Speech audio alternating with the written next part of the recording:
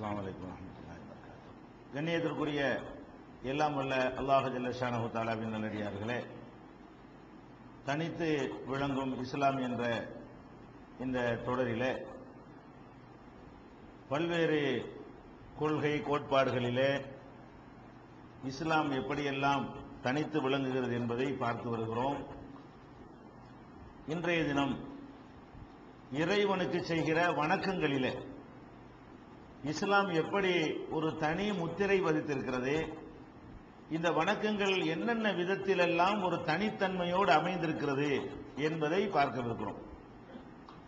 இஸ்லாம் மார்க்கத்தில் வணக்கங்களை பொறுத்தவரை உடலால் செய்கிற வணக்கம், பொருளால் செய்கிற வணக்கம் என்று இரு வகையான வணக்கங்கள் இருக்கின்றன.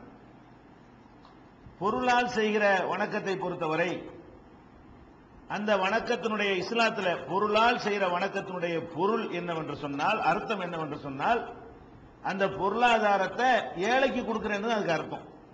பொருளால் செய்கிற வணக்கம் என்றால், எனக்கு இந்த காரியம் நிறைவேறினால் அல்லாஹ்வுக்காக நான் 1 லட்சம் ரூபாய் கொடுப்பேன்.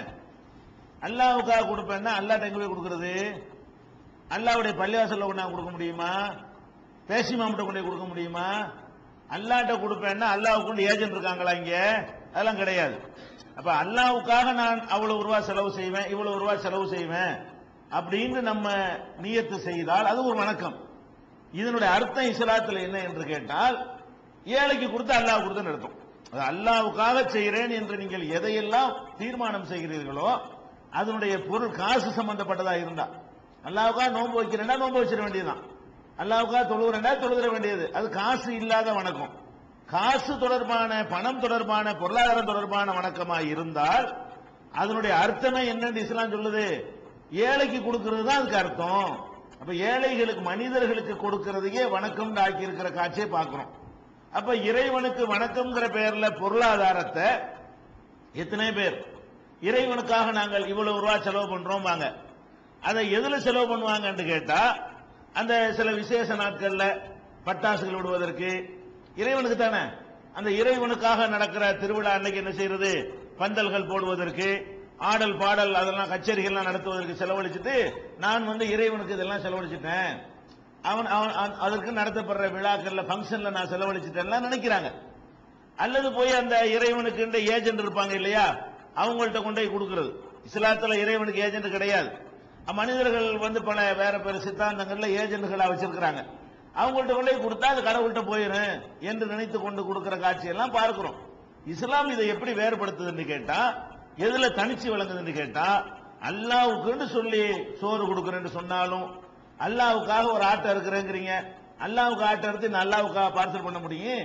அல்லாஹ்வுக்காக ஒரு ஆட்டை இருக்கிறேன்னு நீங்கள் நேர்ச்சை செய்தால் ஏழைக்கு கொடுக்கிறேன்னு அதுக்கு பொருள். அல்லாஹ்வுக்காக இந்த கோழியை நான் கொடுப்பேன் அப்படின்னு சொன்னால் ஏழைக்கு கொடுக்கிறேன் என்று பொருள். அல்லாஹ்வுக்காக 1000 ரூபாய் செலவு செய்வேன் என்று சொன்னால் ஏழைகளுக்கு கொடுப்பேன் என்று பொருள். அப்ப ஏழைக்கு கொடுப்பதை இறைவனுக்கு கொடுப்பது என்று சொல்லி பொருளாதார வணக்கத்தில் இஸ்லாம் தனித்து விளங்குகிற காட்சியை பார்க்கிறோம். இதன் ஒரு பகுதியை நம்ம நேற்றைய தொடர்லையும் பார்த்திருக்கிறோம். அந்த வணக்கங்கள் நீங்க தெளிவா விளக்கி இருக்கிறோம். இதெல்லாம் காசு சம்பந்தப்பட்டது எல்லாம் இஸ்லாம் வணக்கமாக நமக்கு சொல்லி காட்டுகிறது. இந்த கப்பாரா கொடுக்கிறது, நோன்பு முறிச்சா கப்பாரா, சத்தியத்தை முறிச்சா கப்பாரா, இதுகளெல்லாம் அந்த கேட்டகரியில வந்துருது.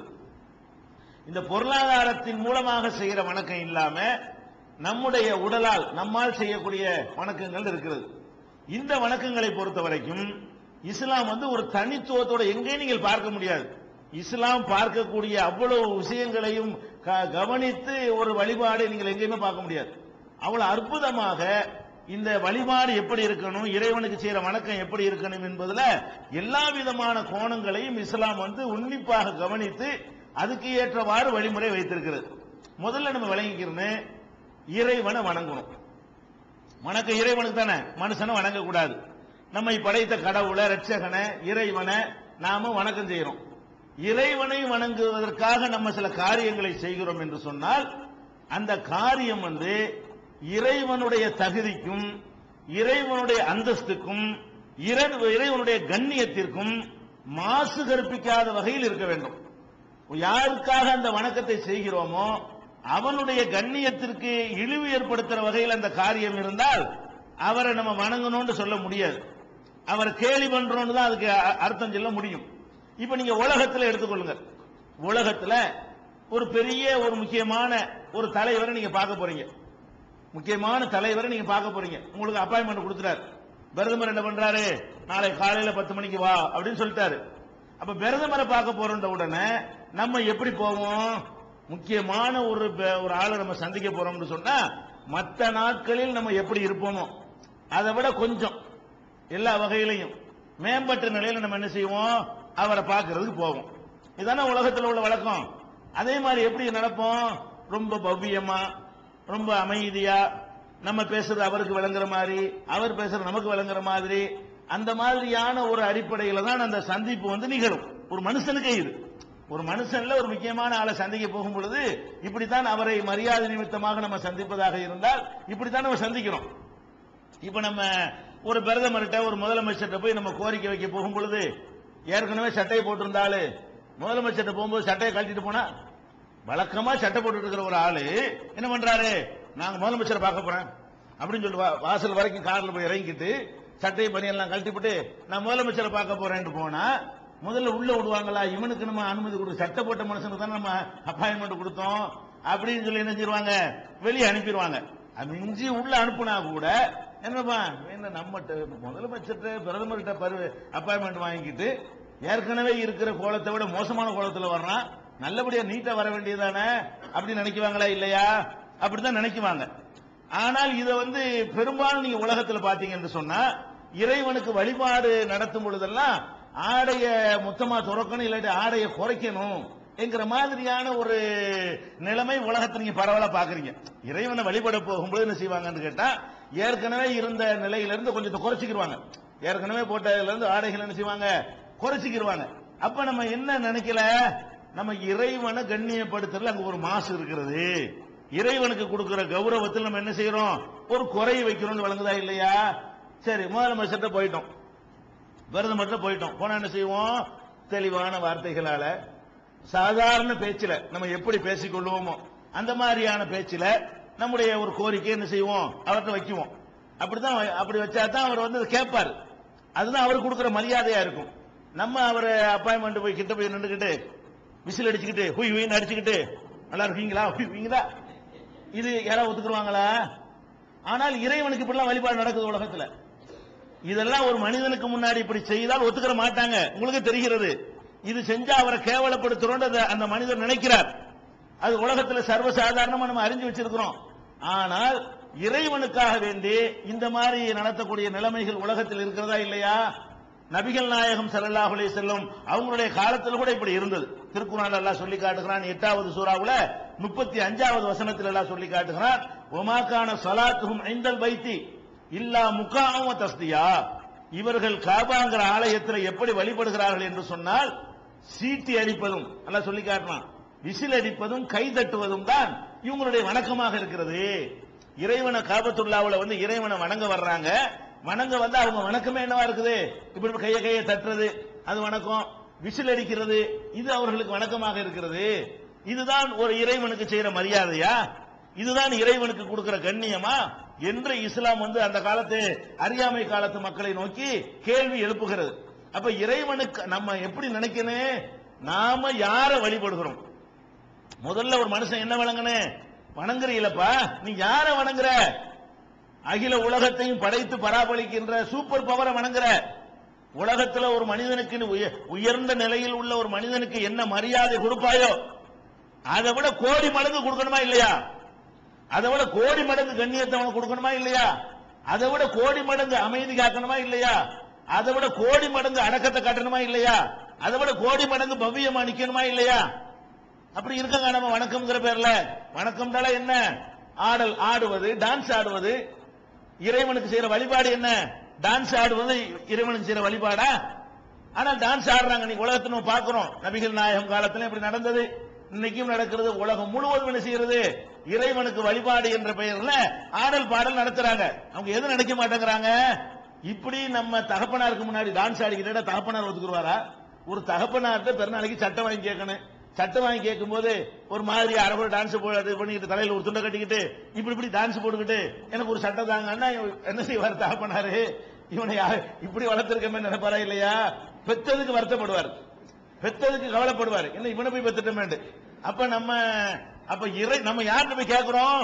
நாம் இந்த வழிபாடு என்னவோ வணக்கம், என்ன வணக்கம் வேண்டியதில்லை, இறைவன்ட்ட ஏதோ ஒரு வணக்கத்தை செய்றீங்க, அது தொழுகை யோதிக்கிறோம், தஸ்பீக என்னமோ ஒண்ணு இருக்கட்டும், கடவுளுக்குன்னு ஒரு காரியத்தை நீங்கள் செய்வதாக நினைத்தால் உங்க உள்ளத்துல என்ன இருக்குன்னு, நாம நிற்பது கடவுளுக்கு முன்னால். இந்த காரியத்தை இறைவனுக்கு வணக்கம் என்று நம்ம செய்கிற இந்த காரியத்தை நம்ம அப்பனுக்கு முன்னால், நமக்கு படிச்சிருந்த வாத்தியாருக்கு முன்னால், நம்ம உள்ளூர் பஞ்சாயத்து தலைவருக்கு முன்னால், ஒரு போலீஸ் அதிகாரிக்கு முன்னால், ஒரு முதலமைச்சருக்கு முன்னால், ஒரு பிரதமருக்கு முன்னால் நம்ம செய்வோமா?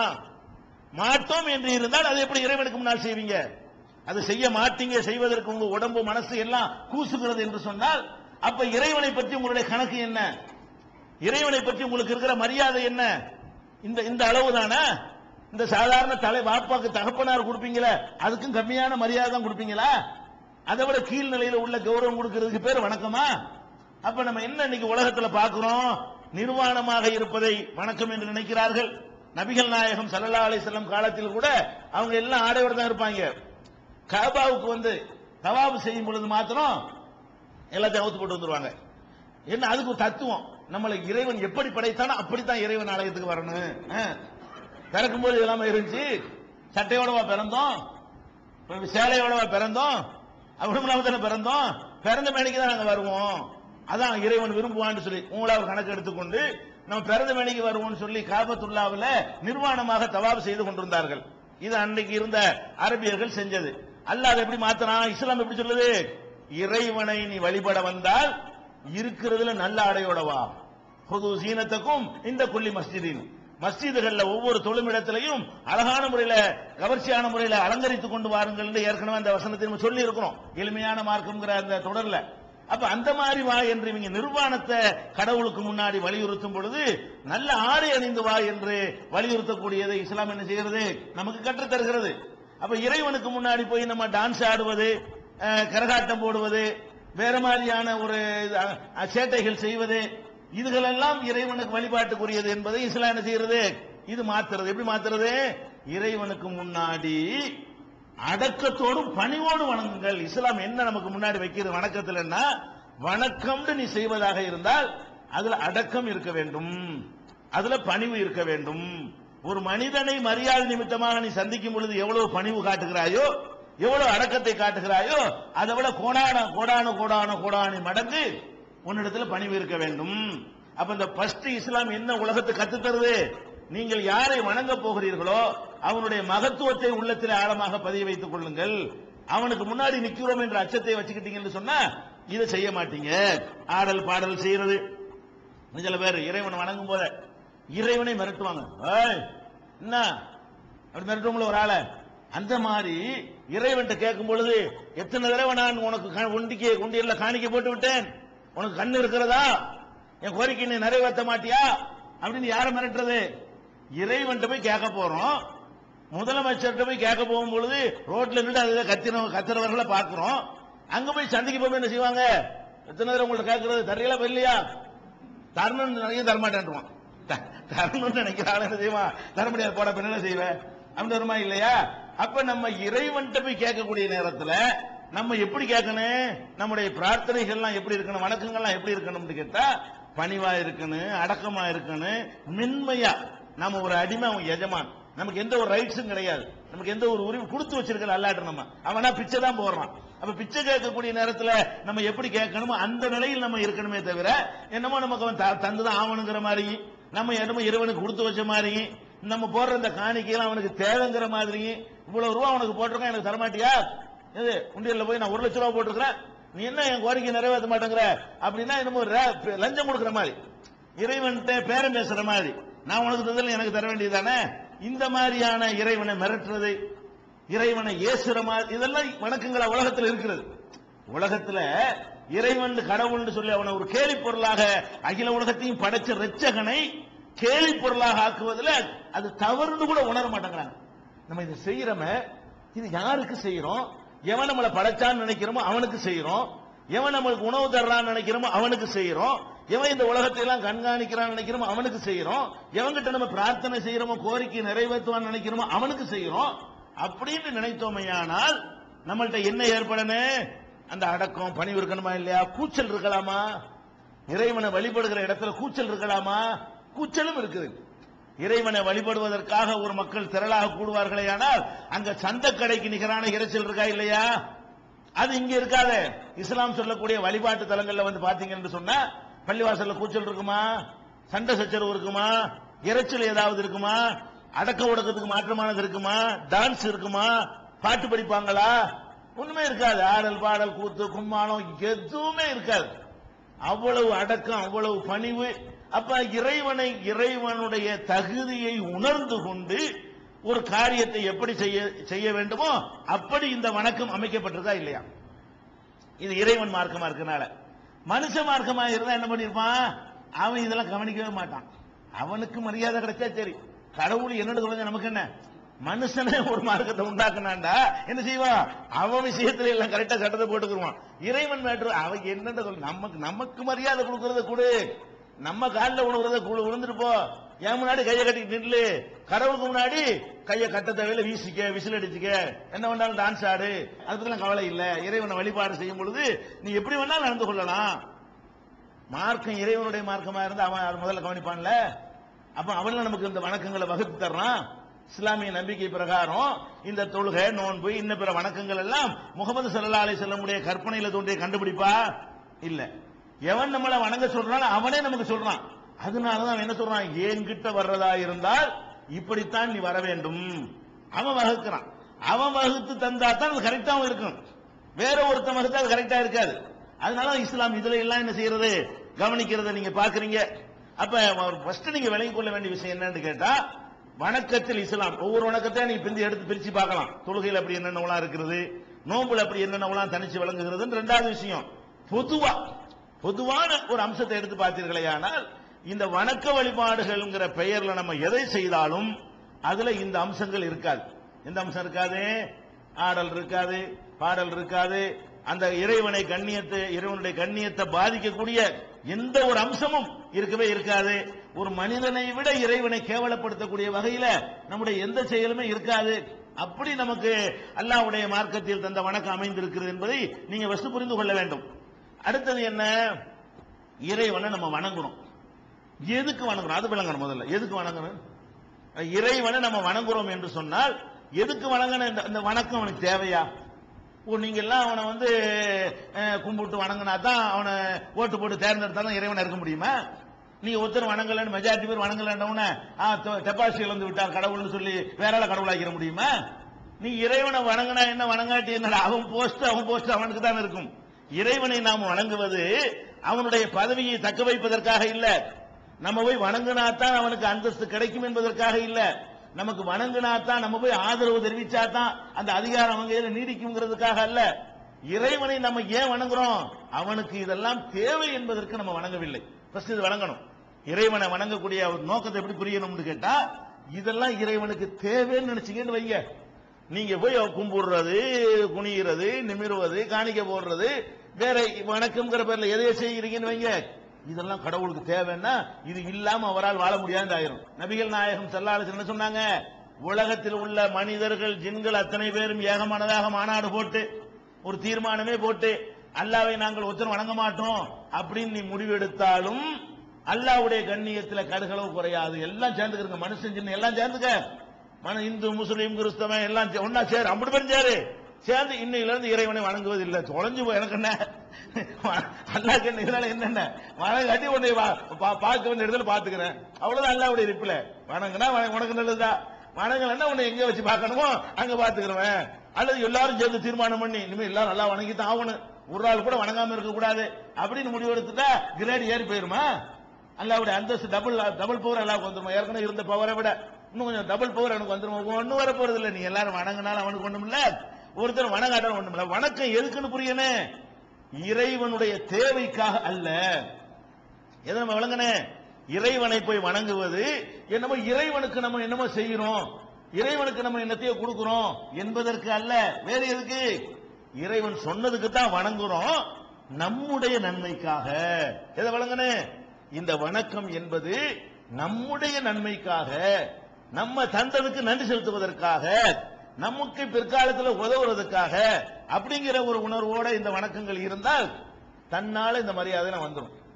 நம்ம அவனுக்கு என்னமோ செய்யறோம்னு நினைச்சாதான் நம்ம மரியாதை குறைய நடத்துவோம். நம்ம அவனுக்கு ஒண்ணுமே செய்யல, அவன் செஞ்சதுக்கே இது பத்தாது நன்றி அப்படின்னு நினைச்சு செய்தால் இயல்பாக நமக்கு என்ன வந்துடும்? இவ்வளவு சூப்பர் பவருக்கு முன்னாடி, இவ்வளவு பெரிய கருணையாளனுக்கு முன்னாடி, இந்த அளவுக்கு வாரி வழங்கி தந்திருக்கிற வள்ளலுக்கு முன்னாடி நம்ம நிக்கிறோம், இதுவே நமக்கு போதாது அப்படிங்கிற ஒரு எண்ணத்தோட நம்முடைய நன்மைக்காகத்தான் வணங்குகிறோம், இறைவனுடைய தேவைக்கு இல்லை என்று முடிவெடுத்து விட்டால் இந்த புரோக்கர்களுக்கு கூட வேலை இருக்காது. இறைவனுடைய தேவைக்கு வணங்குறது வர்ற அடிப்படையினால தானங்க இடையில இருந்துகிட்டு எனக்கு அதை கொண்டாந்து கொடு, உனக்கு அதை கொண்டாந்து கொடுங்கிறான். கடவுளுக்கு கொண்டே உண்டியல்ல காணிக்க போட சொல்றான், கடவுளை வந்து எடுத்துட்டு போறாரு. மனுஷன் தான் நல்லா தெரியும், நம்ம கண்ணுக்கே தெரியுது. கடவுளுக்கு நம்ம எந்த காணிக்கையை கொண்டே போட்டாலும் கண்டிப்பா கடவுளை ஓபன் பண்ணி எடுக்க போறது இல்ல, அதுல உள்ள பவரையாட்சி எடுத்துக்கிறவாருன்னு எடுக்க போறது இல்ல. அந்த ரூபா கடவுள் உண்டியல்ல போட முடியும், அது 50 ரூபான்னா போட்ட பிறகு 50 ரூபா தான், உண்டியல்ல இருந்து எடுத்தாலும் 50 ரூபா தான். 50 ரூபாயோட பவரை எடுத்துக்கிட்டு வெறும் பேப்பர் போட்டு போயிட மாட்டாரு. அது அந்த ரூபாய்க்கு அந்த மதிப்பு தான் இருக்கும். ஒண்ணுமே கடவுளுக்கு போய் சேரல. அந்த ரூபாயுடைய ஒரு பொருளை கொண்டே கடவுளுக்குன்னு வைக்கிறோம், ஒரு தேங்காயோ சர்க்கரையோ பத்தியோ என்னதையும் கொண்டு வைக்கிறோம், அதுல உள்ள ருசியெல்லாம் எடுத்து சக்கையை வச்சுட்டு போயிடுறாரு கடவுள். நீ கடவுளுக்கு கொண்டு கொடுத்துட்டீல்ல, ஒண்ணு அந்த சோத்தை திங்காட்டா கூட சோத்துடைய அந்த இதெல்லாம் சத்தெல்லாம் எடுத்துருப்பாரு அவரு இல்ல. அதுக்கு முந்தின சோறையும் பிந்தின சோறையும் டெஸ்ட்ல ஒட்டியெல்லாம் ஒரே ரிசல்ட் தான் வரும். கடவுளுக்குன்னு கொடுக்கறதுக்கு முன்னாடி உள்ள சோறையும் கடவுளுக்குன்னு கொடுத்ததுக்கு பிறகு எடுத்துட்டு வர்ற சோறையும் பாத்தீங்கன்னா டெஸ்ட்ல விட்டா ஏதாவது வித்தியாசம் தெரியுமா? கடவுளுக்கு போய் சேர நமக்கு தெரியுது. நம்ம கொடுக்கிற எந்த ஒரு பொருளாதாரமும் இறைவனுக்கு போய் சேரவே இல்லை, நல்லா தெரியுது. இறைவனுக்கு எந்த தேவையும் இல்லை. அதையும் போய் ஒரு மனுஷன் கொண்டு கொடுத்து இறைவனுக்கு போகுது என்று நினைத்துக் கொண்டு இறைவனுக்கு போகல என்று நம்ம அறிவு சொல்லுது. எல்லா மனிதனுடைய அறிவு சொல்லுகிறது, நம்ம இறைவனுக்காக எதை கொடுத்தாலும் இறைவனுக்கு போகாது, போவது இல்லை. இறைவனுக்கு கொடுக்க நினைச்சா ஏழை கொடுத்துட்டு போ, அதுவாவது கணக்கில் வரவாகும். நீ இறைவனுக்குன்னு சொல்லி ஆலயங்கள்ல கொண்டே கொடுத்து சொன்னா அது இறைவனுக்கு போய் சேர்றது இல்லைன்னு நம்ம அறிவு சொல்லுது. சொல்லி கொண்டு சேரல என்றாலும் நான் இறைவனுக்கு கொடுக்கிறேன், அது இப்படி சேரலன்னு உனக்கே தெரிகிறது, அப்புறம் போய் அதை எப்படி இறைவனுக்கு கொடுப்ப? அப்ப ஃபர்ஸ்ட் இஸ்லாம் நமக்கு என்ன சொல்லி தருது? முதல்ல இதெல்லாம் தேவையில்லைன்னு விளங்கப்பா. கடவுளை நீ விளங்குறாள், அவன் உனக்கு தர்றவன் கடவுளா, உன்ட்ட வாங்குறவன் கடவுளா? உன்ட்ட வாங்குறவன் எதுக்கு உனக்கு கடவுளா இருக்கணும்? நம்மள்ட்ட வாங்கி தீக்கிறவன் கடவுள், நம்ம கடவுளா இருக்க தகுதி இருக்கா? அப்படிங்கிற ஒரு அடிப்படையும் இஸ்லாம் என்ன செய்கிறது? உலகத்துக்கு சொல்லி தருகிறது. அப்ப இதை நம்ம விளங்கிக்கிறோம். அப்ப இது இரண்டாவது விஷயம், இறைவனுக்கு நம்முடைய எதுவுமே தேவையில்லை, இது வழங்கணும். இப்படி இஸ்லாமிய எல்லா வணக்கங்கள் அமைஞ்சிருக்கிறது. அடுத்து நீங்க எடுத்து பாத்தீங்கன்னு சொன்னா, நம்ம இந்த உலகத்தில் வாழக்கூடிய நேரத்தில் எதுக்காக இந்த வணக்கங்கள்லாம்? இந்த வணக்கங்கள் எதை வேண்டாலும் தொழுகைன்னு தொழுகிறீங்க, குனிகிறீங்க, நிமிர்றீங்க, இதனால இறைவனுக்கு ஒண்ணுமே இல்லைன்னு தெரியுது. பிறகு எதுக்கு இதை செய்யணும்? நோம்புங்கிறீங்க, பட்னையா கிடக்குறீங்க, பட்னையா கிடந்தா அல்லாவுக்கு எது மிச்சமா போயுதா? அது கண்டிப்பா இல்ல, மிச்சமா போறது கிடையாது. அப்ப எதுக்கு இதை போய் பட்னையா கிடக்கணும்? இஸ்லாமே அதை சொல்லிடுது. இஸ்லாம் வணக்கத்தை நமக்கு சொல்லி தரும் போத இதெல்லாம் எதுக்கு நான் ஆக்கியிருக்கிறேன் என்றால், நீங்கள் என் நினைவை அதிகப்படுத்தி என்ன செய்யணும்? தீமைகள்ல இருந்து விலகணும். அதுக்கு உரிய ட்ரைனிங் தான் இது. இதுவே உங்களுக்கு இதுவே இறைவனுக்கு தேவையில்லை. நீங்க இதெல்லாம் செய்யணும்னு இஸ்லாம் எதுக்கு சொல்லுது? தொழுகையே தொழ சொல்லுது. இஸ்லாம் எதுக்கு தொழ சொல்லுது? குர்ஆன்ல அல்லாஹ் சொல்றான், இன்ன ஸலாத்த தன்ஹா அனில் ஃபஹ்ஷாய் வல் முன்கர். தொழுகை என்பது தீமையான அருவருக்கத்தக்க காரியங்களிலிருந்து மனிதனை தடுக்கும். அப்ப தடுக்கிறதுக்கு தான் இந்த வணக்கம் என்று அல்லாஹ் சொல்லி காட்டுகிறான். நோன்பை பற்றி அல்லாஹ் சொல்லும்போது என்ன சொல்றான்? அல்லக்கும் தத்தக்கும், நீங்கள் இறையச்சமுடையவர்களாக மாறுவதற்காகத்தான் நோன்பு உங்களுக்கு கடமையாக நோன்பு வச்சிங்க என்று சொன்னா, இறைவனுக்காக தியாகம் செய்து பழகினால் நமக்கு இறையச்சம் அதிகரிக்கும். அப்ப எதுக்காக நம்ம வைக்கிறோம் விளங்கணும்னு சொன்னா, நம்முடைய இறையச்சத்தை அதிகப்படுத்திக் கொள்ள வேண்டும். இஸ்லாம் எப்படி பாக்குதுன்னா, மனுஷனை பாக்குது. மனிதன் படைச்சவனுக்கு தெரியும்ல, மனிதன் நீங்க எடுத்துக்கிட்டீங்கன்னு சொன்னா, கெட்ட விஷயங்கள் இருக்குல்ல, அது ஒருக்கு அவங்கள்ட்ட போட்டோம்னா அப்படி ஆழமா பதிஞ்சிருக்கும். கெட்ட விஷயங்கள் எல்லாம் சும்மா அவ்வளவு அற்புதமா பதிஞ்சு போயிருக்கும். அதுக்கு உங்களுக்கு அடிக்கடி பயானெல்லாம் செய்ய வேண்டியது இல்லை. ஒரு பயானும் செய்யாம விட்டாலும் நீங்க வழக்கம் போல எல்லா தப்பெல்லாம் செய்ய ஆரம்பிச்சிருவீங்க. கெட்டதுங்கிறது என்ன செய்யுது? மனித உள்ளங்கள்ல ரொம்ப ஆழமா பதிஞ்சு போயிடுது. நல்லதை எடுத்துக்கிட்டீங்கன்னு சொன்னா அது ரொம்ப நேரத்துக்கு நிக்காது. நல்ல விஷயங்கள் இருக்கு பாத்தீங்களா, அதெல்லாம் ரொம்ப நேரத்துக்குலாம் நிக்கவே நிக்காது. இப்ப இந்த மாதிரி ஒரு பயான் பண்றோம், இதுல ஒரு முக்கியமான ஒரு தலைப்பு எடுத்து தான தர்மங்களை பத்தி பேசுறோம்னு வைங்களேன், பேசி ஹதீஸ்ல எல்லாம் கொண்டாந்து அது கிடைக்கும் இது கிடைக்கும் குர்ஆன்ல உள்ளதெல்லாம் எடுத்து போடுறோம். ரசூலுல்லாஹ் அதை சொல்லியிருக்காங்க இதை சொல்லியிருக்காங்கிறோம். கேட்டுட்டு இருக்கும் மனசுல என்ன கூட மொபைல் கொடுத்தா அவ்வளவு கிடைக்குதே அப்படியே அப்படியான உள்ளத்துல அப்படியே சார்ஜ் ஏறிக்கிட்டே இருக்கும். வீட்டுக்கு போய் சேர வரைக்கும் நிக்குமா? நம்ம நல்ல அந்த தர்மம்லாம் செய்யணும், நிறைய கொடுக்கணும். எப்ப வரும்? இந்த சபையில் இருக்கும்போது வரும். எந்த சபையில் அந்த குர்ஆன் வசனத்தை கேட்கிறீர்களோ, எந்த சபையில் ரசூலுல்லாஹ்வுடைய ஹதீஸ்களை கேட்கிறீங்களோ, அந்த சபையில இருக்கும்போது உங்களுக்கு யாவும் வரும்.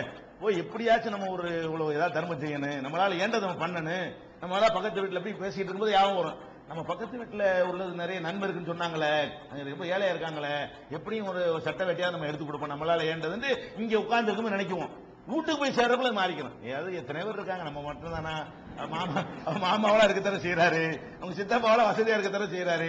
நம்ம ஒரு 25 ரூபா கொடுப்போம், மத்த நிறைய பேர் எல்லாரும் கொடுப்பாங்க, மாறிக்கிறதா இல்லையா?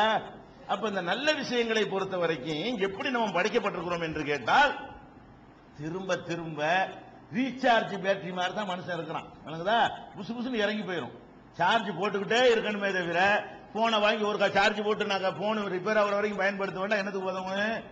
போனு தான் இருக்கும், சார்ஜ் இருக்காது. அப்ப சார்ஜ் ஏத்துனா தான் இவன் சரியா வருவாங்கிறத படைச்சவன் கவனிக்கிறான். படைச்சவன் என்ன செய்யறான்? வணக்கத்தை எப்படி நம்ம கடமையாக்குறான்னு பாருங்க. மனிதனை பாக்குறான். இவங்க நல்லது கேட்கும் போது மட்டும் தான் நல்லதா இருக்கிறாங்க. சும்மா விட்டோண்டு வைங்க, இவங்க கெட்டு போயிடுறாங்க. திருப்பி திருப்பி தான் சொல்ல வேண்டி இருக்குது. அதுக்கு அல்லாஹ் என்ன பண்றான்?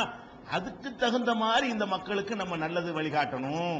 இறைவன் நினைக்கிறான், ஒரு மாசத்துக்கு ஒரு தடவை நீ வழிபட்டுட்டு போ அப்படின்னா, அன்னைக்கு வழிபட்டுட்டு போய் ஒரு 2 மணி நேரத்துக்கு இருக்கும். மீதி 29 நாளும் 22 மணி நேரம் அது இருக்காது.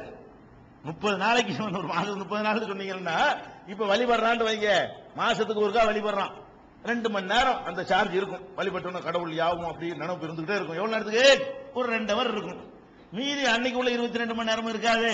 மீதி 29 நாள்ல உள்ள 24 மணி நேரம் இருக்க, அந்த நாட்களே இந்த சார்ஜ் இருக்காது. சாதாரணமா எப்பவும் போல அவன் நடக்க ஆரம்பிச்சிடறான். அப்ப இஸ்லாம் என்ன பார்க்குதுன்னு கேட்டா, இவங்களுக்கு டெய்லி சார்ஜ் ஏத்தணும். இஸ்லாம் எப்படி கவனிக்குது? இந்த மனுஷன் நல்லவனா நடக்கணுமானால் மாசத்துல ஒரு நாள் வா, அது சார்ஜ் பத்தாது. வாரத்துல ஒரு நாள் வான்னு சொன்னா அது சார்ஜ் போதுமானதா இல்ல. நல்லவங்களா இவங்க திருடக்கூடாது, ஏமாத்தக்கூடாது, மோசடி செய்யக்கூடாதுன்னு என்னத்தை சொன்னாலும் அந்த காதுல கேட்டு ஒரு 2 ஹவருக்கு நிக்கிறத ரொம்ப மோசமான பேட்டரி. அல்லாஹ் நம்ம கல்வை படைச்சிருக்காங்க, பேட்டரியில மோசமானது. உடனே புசுக்குன்னு இறங்கிறது சார்ஜ். அந்த மாதிரியான ஒரு பேட்டரியா படைச்சவங்களுக்கு தெரியுமா இல்லையா? இந்த பேட்டரியுடைய தரம் இவ்வளவுதான், இதுக்கு இவ்வளவுதான் நிக்கும்னு தெரிஞ்சதுனால அல்லாஹ் என்ன பண்றான்? ஒழுங்கா சார்ஜ் ஏத்திக்கிறப்பான்னு சொல்றானே இல்ல. போன் தயார் பண்றவன போன் பேட்டரி ஃப்ரெஷ்ஷா இருக்குன்னு நினைச்சிடாத, பார்த்தா அப்படித்தான் இருக்கு. சார்ஜ் உள்ள பேட்டரியும் அப்படித்தான் இருக்கு, சார்ஜ் இல்லாத பேட்டரியும் அப்படித்தான் இருக்கு. உனக்கு தெரியாது, பார்த்தா 2 ஒரே மாதிரியா இருக்கு.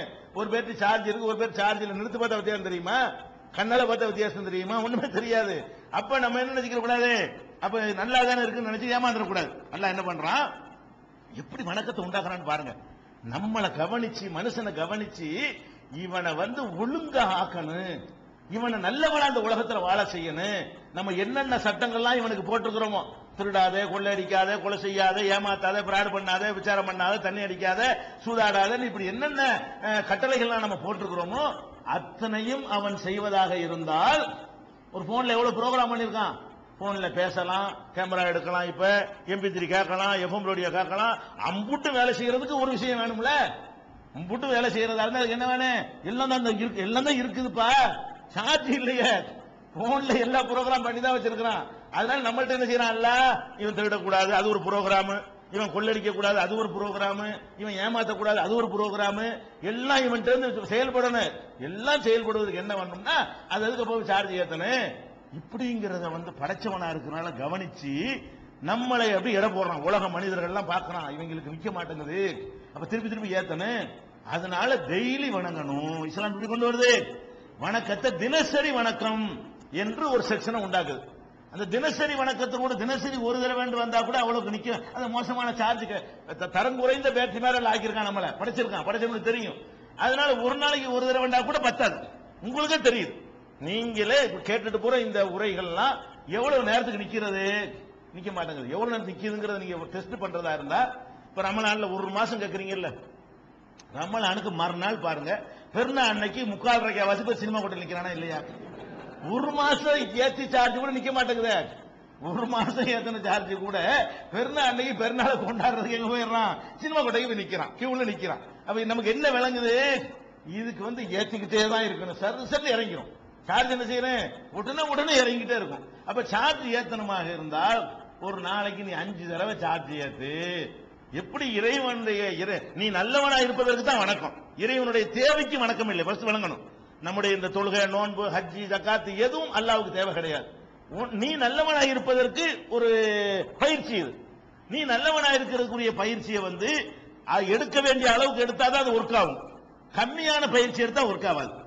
நல்லவன் ஆகுறதுக்கான பயிற்சி என்ன, நம்ம மனசுக்கு இறையச்சத்தை போட்டு, இறையச்சம்ங்கிற சார்ஜை ஏத்திக்கிட்டே இருக்கணும். அல்லாஹ் இருக்கிறான், அல்லாஹ் பார்த்துக்கிட்டு இருக்கான், அல்லாஹ் கேட்டுக்கிட்டு இருக்கான், அல்லாஹ் ஏமாத்தக்கூடாது, அல்லாஹ்வுக்கு பயப்படணும், சொர்க்கம் இருக்கு, நரகம் இருக்குது, இப்படிங்கிற எண்ணங்களை திரும்ப திரும்ப திரும்ப திரும்ப என்ன செய்யணும், போட்டுக்கிட்டே இருக்கணும். அதுக்கு தான் அல்லாஹ் என்ன பண்றான்னு கேட்டா, ஃபர்ஸ்ட் நம்ம தொழுகைங்கிற வணக்கத்தை பாருங்க. இந்த வணக்கத்துல நான் சொன்ன எல்லா அம்சமும் இருக்கு. தொழுகையில பாத்தீங்கன்னா ஆட பாடல் கூத்து கும்மாளம் ஒண்ணுமே இருக்காது. ஒரு மிக பெரிய பவர்ஃபுல்லான ஒரு ஆளுக்கு முன்னாடி நம்ம இருந்தால் எப்படி இருப்போமோ அதை விட பன்மடங்கு அடக்கத்தோடவும் மரியாதையோடவும் கண்ணியத்தோடவும் இறைவனை பார்க்காமலேயே மற்றவங்க எல்லாம் இறைவன் என்ன வச்சுக்கிட்டதுக்கு முன்னாடி ஆடுறாங்க, அதுக்கு முன்னாடி டான்ஸ் ஆடுறாங்க, கூத்தடிக்கிறது நீங்க பாக்குறீங்க. ஒன்னும் பார்க்காமலேயே அப்படியே நம்ம இறைவன் அப்படி கண்ணு முன்னாடி கொண்டு வந்துடும். வணக்கம் எப்படி இருக்குது, பணிவா நிக்கிறோம், அடக்கமா நிக்கிறோம். இறைவன் என்ன முன்னாடி பாக்குறீங்களா, இல்ல, ஒண்ணுமே இல்ல. அப்ப இறைவனை அவனுடைய வல்லமையை மனசுல உள்வாங்கி கொண்டு அவனுக்கு ஏற்றவாறு நிக்கிறோம். இறைவனை பார்க்காத ஒரு சமுதாயம். அப்ப இஸ்லாம் எப்படி கொண்டு வருதுன்னு கேட்டா, தினசரி நீ 5 தடவை நீ தொழுவ வேண்டும். 5 தடவை தொழுகை என்பது என்னவாக, இப்ப காலையில சுபுகுல சார்ஜ் ஏத்துறோமா, தூக்கத்தை எல்லாம் தியாகம் பண்ணிட்டு எழுந்து அந்த சுபுகு தொழுத உடனே நம்ம ஏற்றி கொள்ளக்கூடிய அந்த சார்ஜ் எது வரைக்கும் நிக்கி, ஒரு இப்ப வியாபாரத்தில் போறோமா, வியாபாரத்தில் உட்கார்ந்து இருக்கும் போதே கொஞ்சம் கொஞ்சமா நமக்கே தெரியும் இறங்க ஆரம்பிக்கிறது. காலையில கடை திறக்கும் போது ஒரு பொய் கூட சொல்லக்கூடாதுன்னு சொல்லி உட்காருவோம். ஒரு 10 மணி ஆனவுடனே ஒரு பொய் லேசா சின்ன பொய் தான், இதுல என்ன இருக்குது, 11 மணிக்கு மறுபடியும் 2 3 ஆரம்பிச்சிடும். ஆஹா சரி வரலையே, மறுபடியும் மத்தியானம் ஒண்ணு ஏத்து, மத்தியானம் ஒரு சார்ஜ் எதுன்னு செய்யும், ஒரு உட்டியன்னு வைங்க, ஒண்ணும் இல்லாம போயிடும். அப்ப அப்படி மறுபடியும் ஏத்திட்டு மறுபடியும் தொழில உட்கார்ந்தோம்னா, ஒரு கடையில உட்கார்ந்தோம்னா அல்லாஹ் கேட்பான, நம்ம என்ன செஞ்சுட்டு வந்தோம், அல்லாட்ட என்ன சொல்லிட்டு வந்தோம், இறைவா சொர்க்கத்தை தாண்டு கேட்டு வந்தோமே, என்ன நல்லவனாக்குன்னு சொல்லிட்டு வந்தோமே, இப்படி நம்ம ஏமாத்த பாக்குறோமே, முதலாளி கொடுத்த காசுல உள் கமிஷன் அடிக்கிறோமே, அப்படின்னு அவன் பயம் வருமா இல்லையா? ஒரு முதலாளிக்கும் பயம் வரும், வேலைக்காரனுக்கும் பயம் வரும், வாத்தியாருக்கு பயம் வரும், மாணவனுக்கு பயம் வரும். இந்த மாதிரி ஒரு கடவுளை பற்றி ஒரு பயத்தை திரும்ப திரும்ப ஏற்றிக்கொள்ள, அதை நல்லா கவனிக்கணும். இந்த வழிபாடு என்பது நல்லா யோசிச்சு பாருங்க, இந்த அளவுக்கு எங்காவது உண்டா இவ்வளவு? அதாவது நீ கடவுளை வழிபடுறதா இருந்தா ஒரு நாளைக்கு 5 டைம்ஸ் நீ பண்ணணும், இவ்வளவு கேப்ல பண்ணணும், இப்படிங்கிறதுதான் அறிவுக்கு பொருத்தமாவும் இருக்கிறது. நம்மளை நாம் வேற எங்கேயும் புஸ்தகத்தெல்லாம் படிக்க வேணாம், நம்மள நாம படிச்சாலே போதும். நாம படிச்சாலே இந்த மாதிரி விஷயங்கள்லாம் இணைஞ்சிருது. அவ்வளவு வேணாங்க. ஒரு சினிமா, ஒரு சீரியல் பாக்குறாங்க, பொம்பளை எல்லாம் உட்கார்ந்து சீரியல் பார்க்கும்போது ஒரு மாமியாக்காரி சீரியல் என்ன பண்றா, மருமகளை கொடுமைப்படுத்துற பார்த்துட்டு அப்படியே பெண்கள் கண்ணீர் அப்படி போல கொட்டுது. எது அது கொடுமைன்னு தெரியுது. இந்த மாமியாக்காரி சீரியல்ல ஒரு மாமியாக்காரி மருமகளை கொடுமைப்படுத்துறத பார்க்கும் பொழுது கொதிச்சு போய் இப்படி அநியாயம் நடக்குது அப்படின்னு சொல்லி 1/2 மணி நேரம் சீரியல் முடிஞ்சிடும். மருமகள்கிட்ட ஆரம்பிச்சிருவான், மறுபடியும் நிக்கிதா, மருமகளை கொடுமைப்படுத்த கூடாதுன்னு பார்த்து இப்பதான் அழுகுனேன், இப்பதானே அழுத, 1/2 மணி நேரம் கூட ஆவலைய, ஓ மருமகளை கொடுமைப்படுத்துறிய, அது அவ்வளவுதான் நிக்கும் சார்ஜ், அவ்வளவுதான். இந்த மாதிரி நல்ல விஷயங்களை சொன்னீங்கன்னு சொன்னா அந்த சார்ஜ் எவ்வளவுதான், இவ்வளவுதான். நீங்க நாங்க ஒவ்வொரு மனுஷனும் அவன் வாழ்க்கையில பார்த்து கொண்டிருக்கிறோம். அப்ப நம்முடைய சார்ஜ் இறங்கும் பொழுது அதை அதிகமாக ஏற்றிக் கொள்வதுதான் அறிவுபூர்வமானது, மனிதனுடைய மனோதத்துவ நிலைமைக்கு ஏற்றது. அப்படிங்கிறத கண்டு உலகத்தில் எங்காவது தினசரி வழிபாட்டை பற்றியும் தினசரி 5 தடவை வழிபாட்டை பற்றியும் சொல்லப்பட்டிருக்கிறதா? வார வழிபாடுகள் அதிகபட்சமாக இருப்பது வார வழிபாடுகள் தான். இறைவனுக்கு செய்யற வழிபாடுகள் அதிகபட்சமா என்னது? வார வழிபாடுகள் தான் இருப்பது நீங்க பாக்குறீங்க. மாச வழிபாடும் இருக்கிறது. அப்ப ஏதாவது ஒரு தேவைகளுக்காக கல்யாணத்துக்கு வழிபாடு, இன்னைக்கு தான் நம்முடைய திருமண நாள், இன்னைக்கு கொஞ்சம் நம்ம கடவுளை வழிபடுவோம், இன்னைக்கு தான் நமக்கு பிறந்த நாள், இன்னைக்கு நம்ம கடவுளை வழிபடுவோம், இன்னைக்கு தான் ஒரு வருஷத்தினுடைய முதல் நாள், இன்னைக்கு நம்ம வழிபடுவோம், இப்படியான இன்னைக்கு பண்டிகை நாள், இன்னைக்கு வழிபடுவோம். விசேஷங்களுக்கு வழிபடுவதும் வாரத்துக்கு வழிபடுவதும் இருக்கிறது தவிர தினமும் 5 தடவை மனிதன் தேவைப்பட்டவனா இருக்கிறான் பயிற்சி, சார்ஜ் தேவைப்பட்டவனாக இருக்கிறான், அதை ஏத்தனும் என்று கண்டுபிடித்த ஒரு மார்க்கமாக இஸ்லாம் இருக்கிறது. இதுல தனிச்சு விளங்குறது இந்த வணக்கத்தை உண்டாக்கும் போது கூட அதனால தானங்க நம்ம நிக்கிறோம். உலகத்தில் நீங்க பாருங்க, இந்த துன்பங்களை கண்டு கலங்காம நம்ம நிக்கிற அளவுக்கு யாரும் நிக்கிறது இல்லை. முஸ்லிம்கள் நிக்கிற அளவுக்கு எது வந்தாலும் சரி அப்படின்னு உறுதியா நிக்கிறது காரணமே என்ன? அந்த இறைவனுடைய சார்ஜ் ஏத்திக்கிற பொழுது மர்ம நம்பிக்கை ஆழமா பதிஞ்சிருது, சொர்க்கத்தை பற்றிய நம்பிக்கை ஆழமா பதிஞ்சு போயிருது, நரகத்தை பற்றிய பயம் ஆழமா பதிஞ்சு போயிருது. முன்னாடி அங்க மாட்டிக்கிற கூடாது, இங்க என்ன வந்தாலும் பரவாயில்லை. ஒரு பர்ஃபெக்டா ஒரு நடக்கிற ஒரு முஸ்லீம் இடத்துல எல்லா மாற்றங்களும் வந்துருது, எதுவுமே அவனை வந்து அசைச்சு பாக்குறது இல்ல. அது காரணம் வந்து ஒழுங்கான முறையில் நம்ம ஏற்றிக் கொள்ளக்கூடிய சார்ஜ் தான். அந்த இதுதான் முக்கியமான காரணம். இது ஒரு விஷயம். ஃபர்ஸ்ட் இந்த வணக்கத்தில் இது தனிச்சு விளங்குகிறது. ஒன்னு வந்து இறைவனை கண்ணியமான இடத்துல வைக்கிறது, அதுல தனிச்சு விளங்குகிறது. மனிதனுடைய பலவீனத்துக்கு ஏற்றவாறு அந்த அளவுக்கு எவ்வளவுக்கு தேவை அவ்வளவு கொடுக்கணும்ல. பசிக்கிற அளவுக்கு சோறு போட்டாலும் சோறு போட்டுன்னு அர்த்தம். பிள்ளைய பத்துக்கிட்டு ஒரு நாளைக்கு ஒரே ஒரு இட்லி தான் தர வேண்டாம், செத்து போயிருவானே. அவனுக்கு கொடுக்க வேண்டிய அளவுக்கு மூணு வேளை இட்லி கொடுத்தா சோறு கொடுத்தாலும் சாப்பிட்டு பிழைக்குமா, அவன் சத்துள்ள பிள்ளைய வளருவான். அப்ப அப்படி ஒரு தாய் பிள்ளைய கவனிச்சு எவ்வளவு கொடுத்தா அந்த பிள்ளைக்கு வந்து சரியா வளர்ச்சிக்கு ஏற்றதா இருக்கும் அப்படின்னு செய்யற மாதிரி அதை விட கூடுதல் அக்கறையோடு நம்முடைய ஆன்மீகத்துக்கு எல்லாம் சோறு போடுறான்.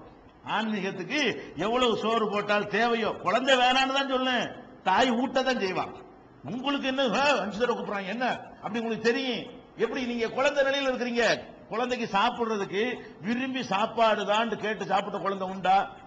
குழந்தை ஏமாத்தி நிலா ஓடிவான்னு சொல்லி இந்த அவன் வர்றான் பயங்காட்டி ஒன்று பயங்காட்டுறது, இல்லாட்டி ஆசை காட்டுறது, இல்லாட்டி பிராக்கு பார்க்க வைக்கிறது, கவனத்தை வேற பக்கம் திருப்பி என்ன திருப்பி ஊட்டுவாங்க. ஒரு இட்லி ஊட்டுவதற்கு 1 மணி நேரம். ஏன்? அவனுக்கு தெரியாம இருக்கலாம், இந்த குழந்தைக்கு தாய்க்கு தெரியணும். குழந்தைக்கு எது தெரியல, நம்ம எவ்வளவு சாப்பிடணும், இந்த காலை உணவுக்கு 2 இட்லி உள்ள போனாதான் நமக்கு சரி. நமக்கு கணக்கு பண்ண தெரியல. விளையாட்டு தான் நமக்கு பெருசா நமக்கு தெரியுதுல, நமக்கு விளையாட்டு ஆடல் பாடல் கூத்தாதான் நமக்கு தேவைன்னு தெரியுது. இறைவன் எப்படி இருக்கான்னா ஒரு தாய்க்கு மேற்கொண்ட கருணையில சோறை மட்டும் கொடுக்க தாய் இருக்கிறாள, ஆன்மீக சார்ஜ் கொடுக்க அந்த உணவு கொடுக்க யாருமே இல்லையே, நம்ம கொடுப்போம் அப்படின்னு சொல்லி அல்லாஹ் என்ன பண்றான், இந்த ஒரு வணக்கத்தை அதை உண்டாக்குறான். ஒண்ணு சரி, அதை சொல்லிவிட்டு சொல்லலாம் தத்துவமா, எல்லாரும் 5 தடவை பண்ணுங்க பண்ணிடுவானா? ஒரு விஷயத்தை சொன்னா அது தொடர்ந்து நடப்பதற்கு ஏற்ற சிஸ்டங்களை உண்டாக்கணும். ஒரு காரியத்தை சொன்னா மட்டும் நடக்காதுங்க, சொன்னதுக்கு என்ன செய்யணும், அது நடக்கிறதுக்குரிய சிஸ்டம் உண்டாக்கணுமா இல்லையா? அவனை தனியா விட்டா செய்ய மாட்டானுவோ. அல்லாஹ் என்ன பாக்குறான், எல்லாம் அவன் 5 நேரம் சொல்லுங்க அப்படின்னா அதுவும் 1/2 மணி நேரத்தில் இறங்கி போயிடும்.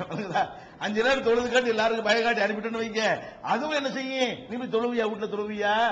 தொழுவ மாட்ட. அல்லாஹ் என்ன பண்றான், 5 நேரம் எங்களுக்கு சார்ஜ் ஏத்தணும், சார்ஜ் ஏத்தாட்டி ஒண்ணுமில்லாம போயிருவாங்க.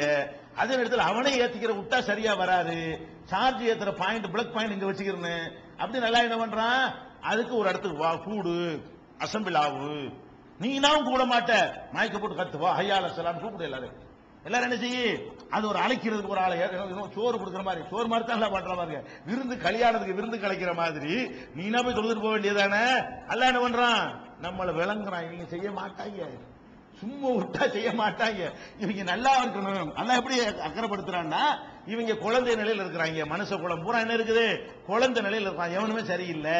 அவங்கள வந்து நம்ம விரும்பாட்டாலும் நம்ம என்ன செய்வோம், அவங்களுக்கு ஏற்றவாறு நம்ம வழிமுறையில உண்டாக்குவோம்னு சொல்லி அதுக்கு ஒரு ஆலயத்தை எழுப்பு, அங்க மஸ்தி எல்லாரும் வான்னு சொல்லு, அதுக்கு ஒரு டயத்தை நிர்ணயம் பண்ணு, அதுக்கு ஒரு பாங்குன்னு ஒண்ணு பண்ணு, கூப்பிட்ட உடனே வர்றதுக்கு ஒரு சின்ன டைம் ஒண்ணு கொடு, இக்காமத்து சொல்லுவதற்கு வந்து சேரணுமா இல்லையா? இந்த மாதிரி ஒரு செட்டிங்குகளையும் ஒரு காரியத்தை சொல்லிவிட்டு அதை நடைமுறைப்படுத்துவதற்குரிய ஏற்பாடு செய்யலன்னா அந்த காரியம் நடக்காது.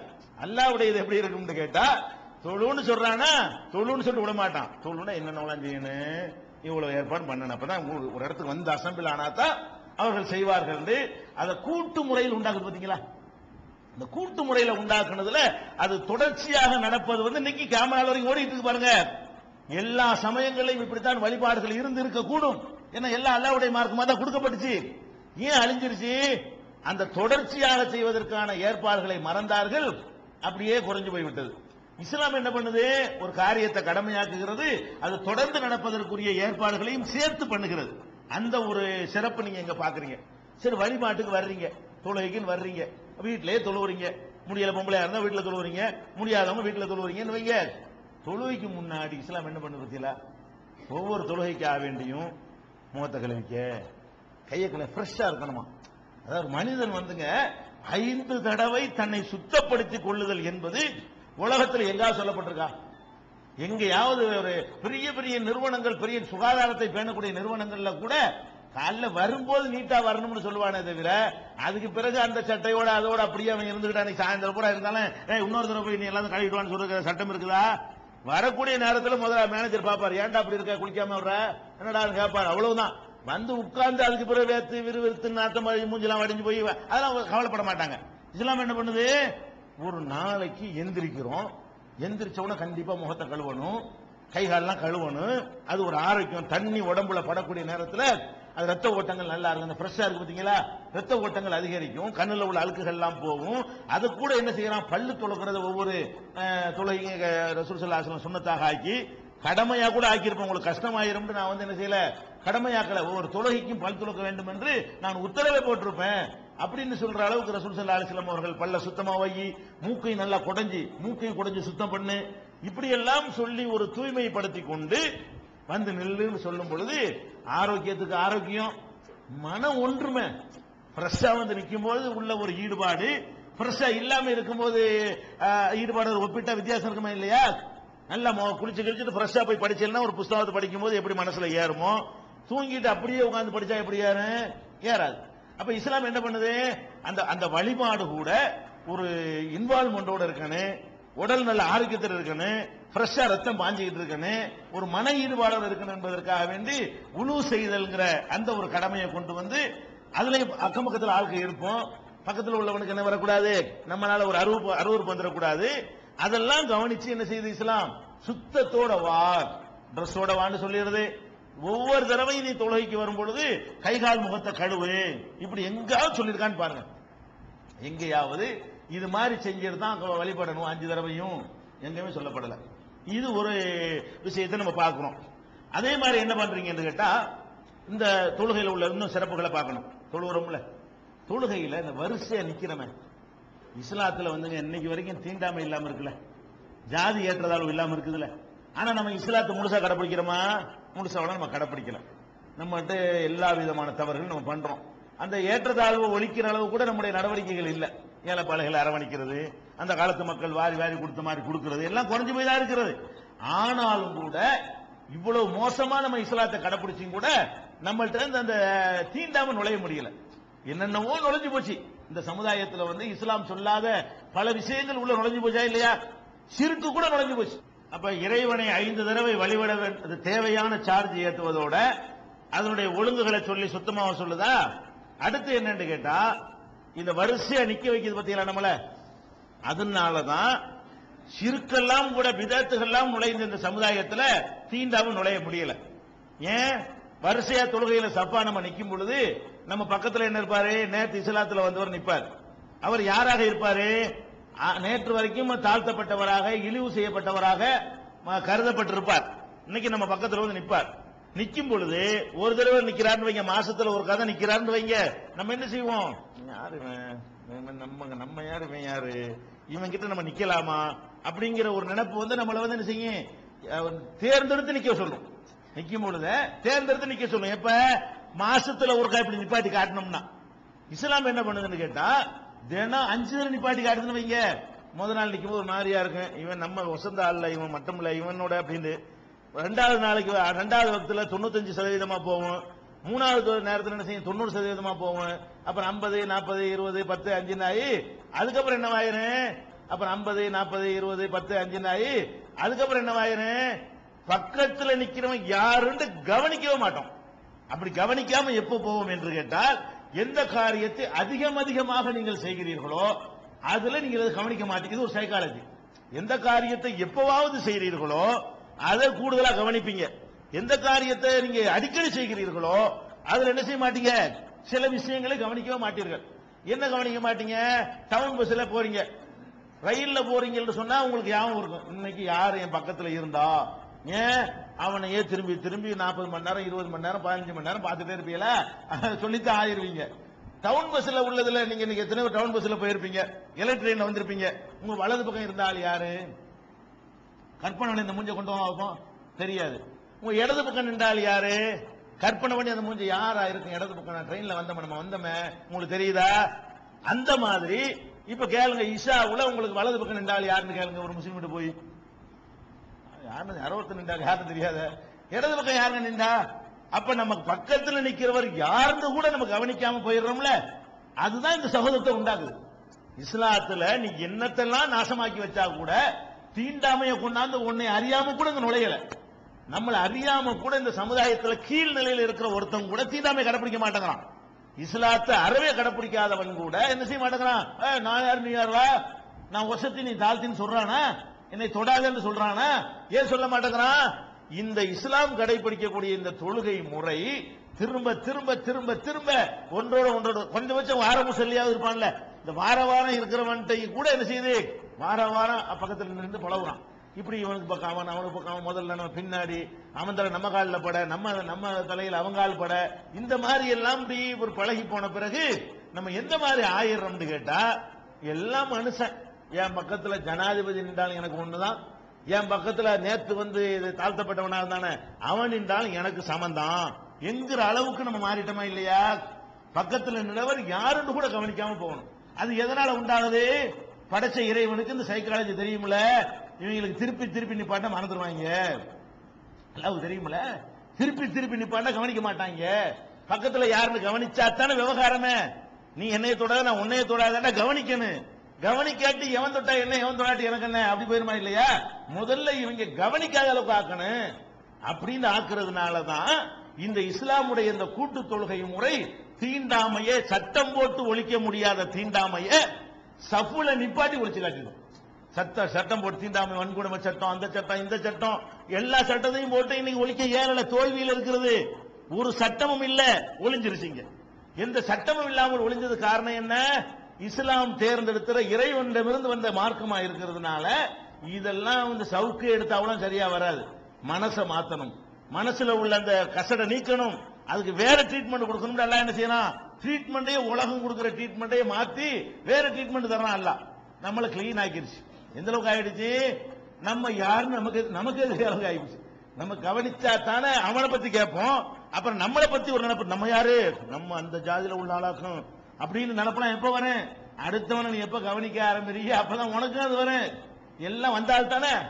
இங்க இருக்கிற எல்லாரும் ஒரு தலைமுறைக்கு முந்தி, 2 தலைமுறைக்கு முந்தி வந்தீங்க. எங்க இருந்து வந்தீங்கன்னு உங்களுக்கு தெரியுமா? தெரியாது. உங்க தாத்தா எந்த சாதியா இருந்திருப்பாரு? தெரியாது. உங்க முப்பாட்டனார் எந்த சாதியா இருந்திருப்பாரு? தெரியாது. நம்ம எங்கிருந்து வந்தோம் என்பது நமக்கு மறக்க வைக்கிறது பாருங்க. நம்முடைய சாதி என்ன என்பதை நாமளே மறந்து விட்டோம். யார் எந்த முஸ்லீமும் தெரியாது. யாருக்கு தெரியும்? இப்ப இஸ்லாத்துக்கு வந்திருப்பாரு, இவருக்கு மட்டும்தான் தெரியும் நம்ம இன்ன சாதியில இருந்து வந்தோம். இவர் பிள்ளைக்கு தெரியாது. இப்ப இஸ்லாத்துக்கு வந்திருக்கிறார் பாருங்க, இவருக்கு தான் தெரியுமே தவிர இவருடைய பிள்ளைக்கு என்ன தெரியும்? உங்க அப்பா யாரு, முஸ்லீம் தான் தெரியும். இவருக்கு தான் தெரியும், அவருக்கு தான் தெரியும் எங்க அப்பா அவரு, எங்க அப்பா இவருன்னு சொல்லி யாருக்கு தெரியும்? வந்தார் அவருக்கு தெரியும். வந்தவருடைய பிள்ளைக்கு என்ன தெரியும்னா, நீ யாரா? நான் முஸ்லீம். உங்க அப்பா யாரா? முஸ்லீம். முடிஞ்சு வச்சுக்காத. அதனால என்ன செய்ய மாட்டேங்குது? தாத்தா கூட தெரிய மாட்டேங்குது. நமக்கு யாரு தெரியல? தாத்தாவுடைய சாதி கூட நமக்கு தெரிய மாட்டேங்குது, முப்பாட்டனாருடைய சாதி தெரிய மாட்டேங்குது. அப்ப இந்த தொழுகையில அல்லாஹ் நமக்கு ஆன்மீக ட்ரைனிங்கும் எடுக்கிறான். அதுதான் நோக்கம். இது சமத்துவத்துக்காக இந்த வணக்கத்தை அல்லாஹ் தரல அப்படி நினைக்கவும் கூடாது. ஆன்மீகத்துக்கு தந்த இந்த வணக்கத்துல அடிஷனலா இதெல்லாம் கூடுதலா இருக்கிறது. கூடுதலாக இந்த மாதிரியான நன்மைகள் இருப்பதையும் பார்க்கிறோம். இது ஒரு மேட்ரு. அடுத்து என்ன? அதை கூட இஸ்லாம் எப்படி பண்ணுதுன்னா, நம்மள்ட்ட அது கடைப்பிடிக்கிறது நிறைய பேர். அதனால சின்ன சின்ன ஒரு பூசல்கள் இருந்து கொண்டிருக்கிறது. நெருக்கி நெல்லு, இந்த சப்புல கூட எப்படி நிக்கணுமா? இடையில நின்றா சைத்தானுக்கு இடம் விட்டுறாத, தோளோட தோல் நல்லா ஒட்டிக்கிட்டு நெல்லு. ஒருத்தனுக்கு ஒருத்தன் என்ன செய்யணும்? ஒட்டணும். எங்கேயாவது ஒருத்தர் ஒட்டு, தோல் தான் ஒட்ட முடியும். அதான் அகலமா இருக்குது. வேற இடங்கள்லாம் ஒடுங்கி போயிருக்கும். அப்ப ஒரு மனுஷனோட மனுஷன் ஒட்டுறது எது பொருத்தமான இடம்? உன் தோல் அவன் தோல் ஒட்டணும், ஒட்டிக்கிட்டு தான் நிக்கணும். இதுல நிறைய பேர் இடம் விட்டுருக்காங்க, பார்த்தா விளங்காததுனால நம்ம பள்ளியில கூட நடுவுல ஒரு பாதி பேர் நிக்கலாம் நினைக்கிறேன். 2-3 பேர் நிக்கிற இடத்துல 4 பேர் நிக்கலாம். அந்த மாதிரி இடைவெளி விட்டு நிக்கிறாங்க. இடைவெளியே இருக்கக்கூடாது. என்ன செய்யணும்? நல்லா உரசிடணும். இது நம்ம என்ன நினைக்கிறோம்? போய் உரசுறா, ஒரு மனுஷன் மேல எப்படி உரசுறது? அதெல்லாம் உரசுனா தான் சகோதரத்துவம் உண்டாகும். அதெல்லாம் உரசுனா தான் அண்ணன் தம்பி ஆகுவீங்க. அதெல்லாம் உரசுனா தான் தீண்டாம ஒளியும். இல்லாட்டி அல்லாஹ் உங்க கல்புகளுக்கு மத்தியில பிளவை ஏற்படுத்தி விடுவான்.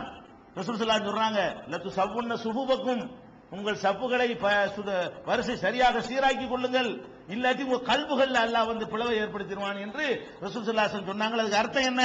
இந்த அர்த்தம் அடங்கி இருக்கிறது. ஒட்டுனா நீ வந்து தீண்டாமை கடைபிடிக்க மாட்ட, நெருக்கி தான் ஒட்டணும். பாரம்பரிய முஸ்லிமா இருந்தாலும் ஒருத்தரோட ஒருத்தர் என்ன செய்யணும், ஒட்டி கொண்டு நிக்க வேண்டும். அந்த அணிவகுப்பு அதே மாதிரி ஒரு ராணுவத்துக்கு நிகரான, மிலிட்டரிக்கு நிகரான ஒரு கமாண்டிங் தொழுகையில எப்படி ஆவாம இஷ்டத்துக்கு ஒருத்தன் இப்படி ஒருத்தன் அப்படி ஒருத்தன் இப்படி கடவுளே அதெல்லாம் அங்க கிடையாது. ஒரு ராணுவம் குனி அம்புட்டு பேர் முடியும் அப்படியே அல்லாஹ் அக்பர் செய்யறான். அப்படி பார்த்தா ஒரு மிலிட்டரி மாதிரி இருக்கு பாத்தீங்களா?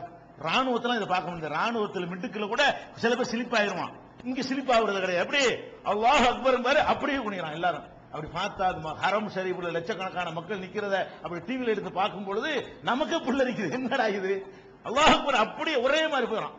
ஒரு ராணுவ கட்டுப்பாடுல எப்படி இருக்குமோ அந்த கட்டுப்பாடெல்லாம் இதெல்லாம் எதுல இருக்குது? தொழுகைங்கிறது வணக்கத்தோட நமக்கு ஆன்மீக பயிற்சி தருவதோட வெளியிலிருந்து பார்க்கிறவனுக்கு எப்படி தெரியுது? என்ன ஒரு சிஸ்டமேட்டிக், என்ன ஒரு ஒழுங்கு, என்ன ஒரு அமைப்பு பார்க்கிற அளவுக்கு நல்லா இருக்கா இல்லையா? இப்படி எங்காவது பார்க்க இயலுமா? ஒரு வழிபாட்டு தளத்துக்குள்ள நுழைஞ்சுக்கிட்டு ஒரு ராணுவத்தினுடைய கட்டுப்பாடை பார்க்க இயலுமா? ஒரு சொல்லுக்கு அவ்வளவு பேரும் கட்டுப்பட்டு நடக்கிற ஒரு காட்சியை பார்க்க இயலுமா?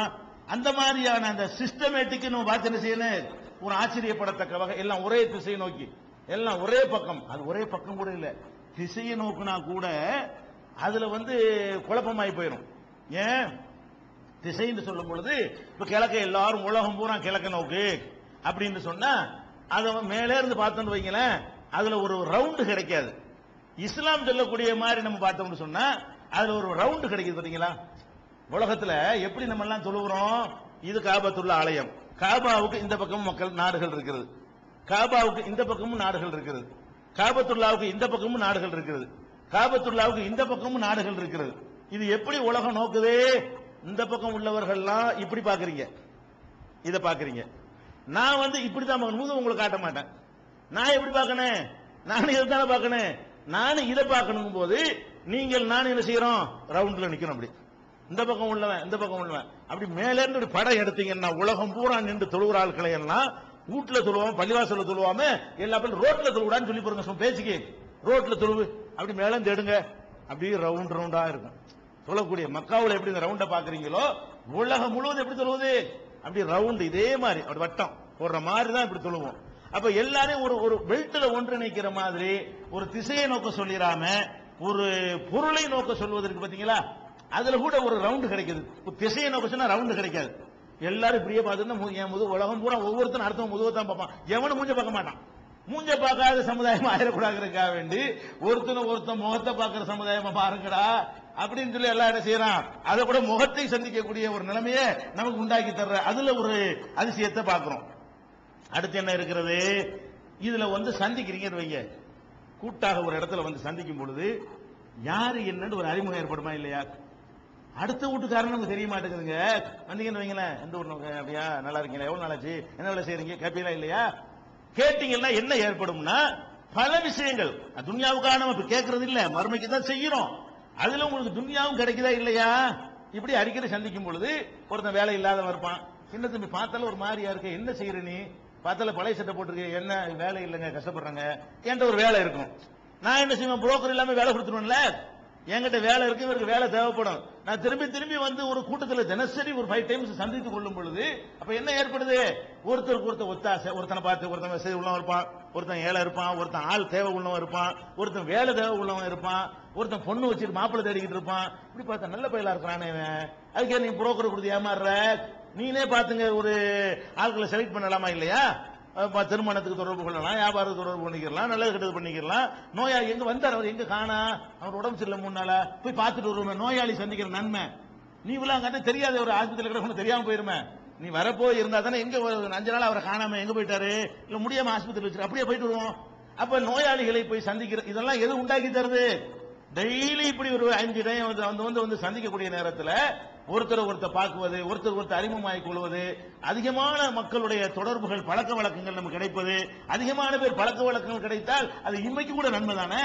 ஒரு மனுஷன் நிறைய மக்களை தெரிஞ்சு வச்சிருந்தான்னா துன்யாவுக்கு யூஸ் ஆகுமா இல்லையா? துன்யா யூஸுக்காக நீ இதை பயந்து நினைக்க கூடாத நோக்கம் கிடைக்குதானா?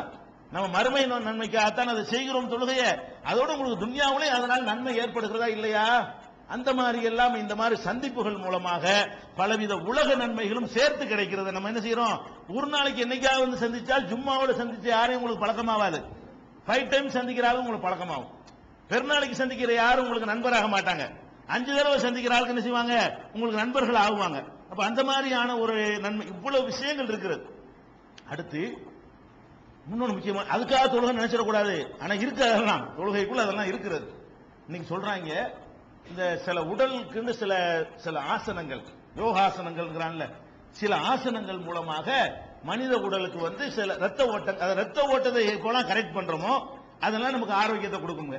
ஒரு பக்கத்தில் ரத்த ஓட்டம் கம்மியா இருக்குது, இந்த மாதிரி உட்கார்ந்தீங்கன்னா அந்த இடத்துக்கு ரத்தம் நல்லா போகும், அந்த நரம்பை இழுத்து விடும், லூஸ் பண்ணி விடும், அப்படிங்கிற ஒரு முறையெல்லாம் இருக்கிறது. நம்ம எப்படி உட்கார்றோம், எப்படி நிமிர்றோம், எப்படி குனிகிறோம் என்பதை பொறுத்து ரத்த ஓட்டங்களும் மனுஷனுக்கு மாறக்கூடியதா இருக்கிறது. யோகாங்கிறது வந்து அதுல ஒரு நன்மை இருக்குங்கிறது சயின்டிபிக்கா நிரூபிக்கப்பட்டிருக்கிறது. சில யோகாவில் அதுல தேவையில்லாம பக்தியை கொண்டு சேர்த்து விட்டாங்க, இந்த வழிபாடை குழந்து விட்டாங்க. அதை மைனஸ் பண்ணிட்டு பார்த்தோம்னு சொன்னா இந்த மாதிரி சில யோகாசனம், சில உட்காருவதெல்லாம் சில நன்மைகள் தரக்கூடியதாக இருக்கிறது. அதே மாதிரி நம்முடைய எலும்புகள் இருக்கு பாத்தீங்களா, எலும்பு தேஞ்சு போச்சு, கால் தேஞ்சு போச்சுன்னு சொல்லுவாங்கல்ல, இந்த தேஞ்சு போனாலாம் நீங்க யாருன்னு பாருங்க, யார் ரொம்ப யூஸ் பண்ண ஆளுக்கு தெரியாது. தேஞ்ச ஆளுக்கெல்லாம் நீங்க நம்ம தப்பா விளங்கிட்டு இருக்கிறோம், தேஞ்சு போச்சுன்னா நிறைய யூஸ் பண்ணி தேஞ்சு போச்சு அப்படின்னு நினைச்சிட்டு இருக்கிறோம். யூஸ் பண்றவனுக்கு, விளையாட்டு வீரருக்கு, எக்ஸசைஸ் பண்றவனுக்கு தேவையே தெரியாது. யாருக்கு தேஞ்சு போச்சுன்னு பாத்தீங்கன்னா, சீட்ல உட்கார்ந்துகிட்டே இருப்பாங்க பாத்தீங்களா, அவங்களுக்கு, பெண்களுக்கு தான் தேயும். இவங்க என்ன ஆம்பளை அளவுக்கு நடந்துட்டாங்க, 75,000 கிலோமீட்டர் நடந்துட்டாங்களே இவங்க தேய்றதுக்கு. யாருக்கு தேயுது, எலும்பு தேய்மானம் என்று உள்ளதுக்கு தப்பான காரணத்தை மக்கள் வழங்கி வச்சிருக்கிறாங்க. யூஸ் பண்ணாட்டி தேய்ங்க.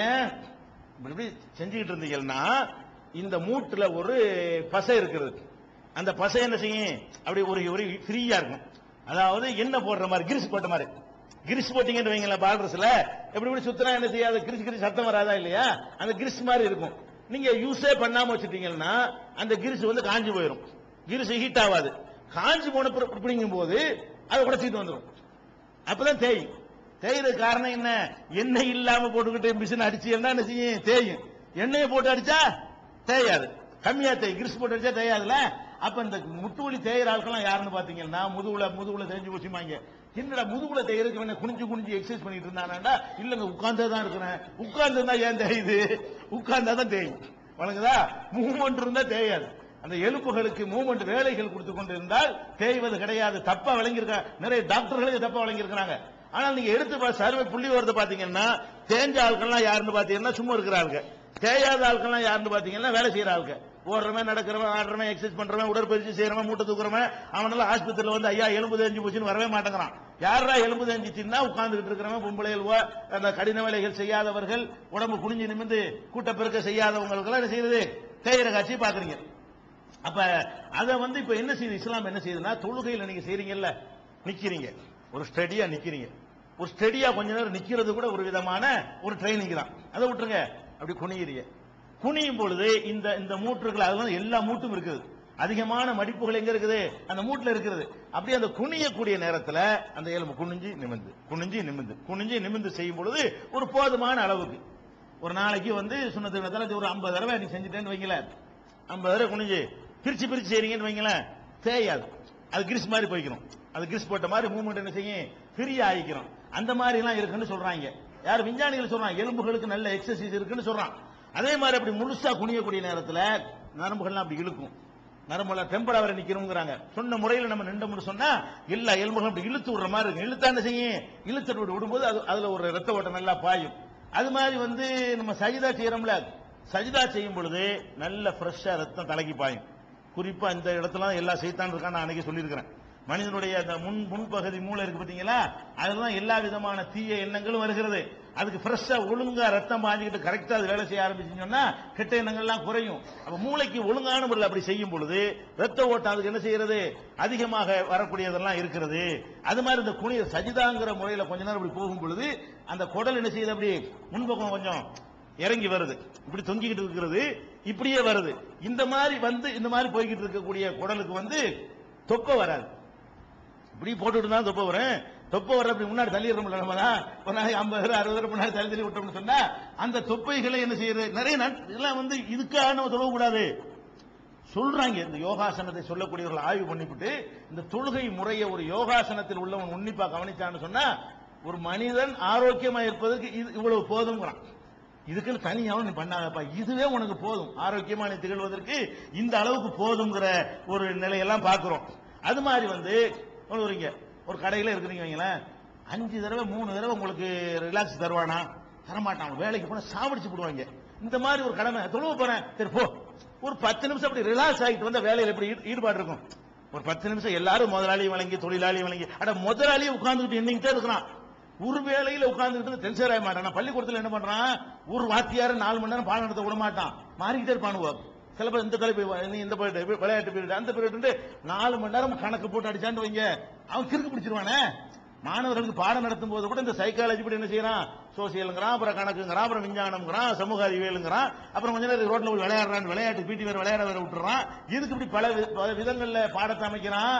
ஒரே விஷயத்தை ஒரே மாதிரி தொடர்ச்சியா ரொம்ப நேரம் செய்தால் மனிதனுடைய மனம் பாதிக்கப்படும், அந்த வேலையில் தவறுகள் நிறைய வரும், இன்வால்வ்மெண்ட் குறையும், கணக்கை விட்டுருவான் ஒருத்தன். அப்ப நீ கடையில 4 மணி நேரம் கல்லாவோட ரூபாய் எண்ணிக்கிட்டே இருக்கிற கூடியவன் ஒரு 1/4 மணி நேரம் அப்படி வந்துட்டு போனீங்கன்னு சொன்னா புதுசா நீ தூங்கி எந்திரிச்சு போய் உட்கார்ற மாதிரி ஃப்ரெஷ்ஷா ஓடும் வண்டி, மறுபடியும் ஃப்ரெஷ்ஷா போகும், நஷ்டம் வராது, கரெக்டா கணக்கை எண்ணுவே, டென்ஷன் ஆக, சண்டை போட மாட்டா, கோவம் வராது. அப்ப அந்த மாதிரியான ஒரு மனிதன் முதலாளிங்கிற வகையில் அவனுக்கு நன்மை, தொழிலாளிக்கு வேலை கொடுக்க மாட்டான்னு அல்லாஹ் சொல்லி உடையாந்துடலாம்ல. மாட்டேன்ட்டுவான், விட மாட்டேன்னு சொல்ல முடியாது. போயிட்டு வா. ஒரேடியா ஒருத்தன் அடக்குமுறை செய்வதிலிருந்து அவனை காப்பாற்றுவா இல்லையா? இதுல எல்லாம் நிறைய நன்மைகள் இருக்கு. அந்த மாதிரியான ஒரு ரிலாக்ஸ் கிடைக்கிற ஒரு இதெல்லாம் நம்ம பார்க்கிறோம். எல்லாத்துக்கும் மேல அப்படி மனபாரம் குறையுது பார்த்தீங்களா, ஆன்மீக ரீதியா அப்படி இறக்கி வச்சுட்டு, இறைவா நீ நான் ஒப்படைச்சிட்டேன், பெரிய கவலையோட வருவான். ஒழுங்கா இறக்கி வச்சுட்டு போனோன்னு வைங்க, சுமைய ஒண்ணுமே தெரியாது. இப்படி வணக்கம்ங்கிறதுல இந்த எல்லாம் இவ்வளவு விஷயங்களும் எங்காவது இருக்கான்னு நீங்க பாருங்க. ஒரு தொழுகையில, நோம்புல, ஹஜ்ஜில எல்லாம் இதே மாதிரி நிறைய விஷயங்கள் இருக்கு, சில நாளைக்கு பார்ப்போம். ஆனால் இதுல நீ என்ன கவனிக்கணும், இந்த வணக்கத்துல இப்படி எல்லாம் கவனித்து இருப்பதாக இருந்தால் இது கண்டிப்பா அல்லாஹ் தான் இதை சொல்றான், இது மனுஷன் சொல்லவே கிடையாது. இந்த தொழுகை வணக்கம் எல்லாம் தந்தது யாரு? அவனுக்கு தான் இதெல்லாம் கவனிக்க இயலும். இறைவன் தந்தால் எப்படி இருக்குமோ அப்படி இருக்கிறதா, மனிதன் கண்டுபிடித்தால் எப்படி இருக்குமோ அப்படி இருக்கா அந்த வணக்கம்? சிந்திச்சு பாருங்க. இவ்வளவு நன்மையா ஒரு விஷயத்துல இருக்கும். வணக்கம்னு சொல்லி ஆடிட்டு போய் கூத்தரிச்சிட்டு போன்னு சொன்னா அது என்ன கிடைக்கும்? ஒண்ணும் கிடைக்காது. இதை செஞ்சு பாத்தீங்கன்னா உடலுக்கு ஆரோக்கியம் கிடைக்குது, மனசுக்கு நிம்மதி கிடைக்குது, சமத்துவம் கிடைக்குது, சகோதரத்துவம் கிடைக்குது, ஒருத்தர் அறிமுகம் கிடைக்கிறது, ஒரு சிஸ்டமேட்டிக் இருக்கிறது, ரிலாக்ஸ் கிடைக்கிறது, மனசு சேஞ்ச் ஆகிறது. இப்படி இத்தனை நன்மையா ஒரு இதுக்குள்ள இருக்கும். அல்லாஹ்வுடைய இதா இருந்தா இருக்கும், மனுஷனுடைய இதா இருந்தா இருக்காது. அப்ப இந்த விஷயத்துல தொழுகைங்கிற இந்த ஒரு வணக்கத்தில் இவ்வளவு தனித்து விளங்குற காட்சியை பார்க்கிறோம். இன்னும் மற்ற வணக்கங்கள்ல எப்படி தனித்து விளங்குகிறது என்பதை